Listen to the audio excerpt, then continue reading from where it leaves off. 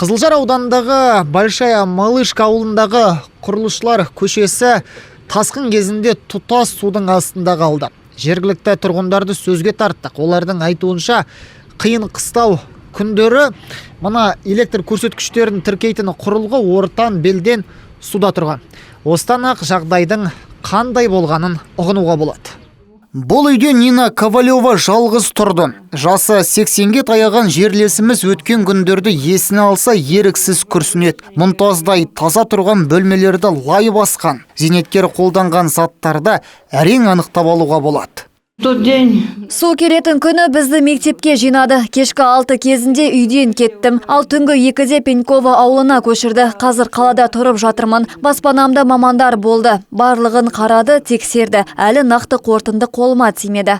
Бүлінген мүліктің жарамдысы кептіріледі, ал жарамсызы бұзылады. Заттарды Тайынша ауданынан көмекке келген бригадалар сыртқа шығарып жатыр. Жігіттер бұған дейін Петропавлда тер төкті.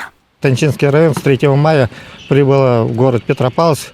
Біз Ойқала ықшам ауданында жұмыс істедік, қоқыс шығардық. 6 үйді мамандарымыз әлі жөндеп жатыр. Қолы босаған жігіттер Большая Малышка ауылына жеткізілді. Жалпы Тайынша ауданынан облыс орталығына 35 адам мен бірнеше техника келді. Мұнда маңызды шаруа аяқталғанша болып, халыққа көмектесеміз.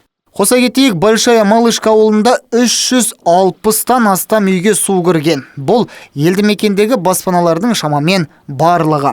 Байболат Бектемірұлы, Вадим Ыдырисов, НТРК.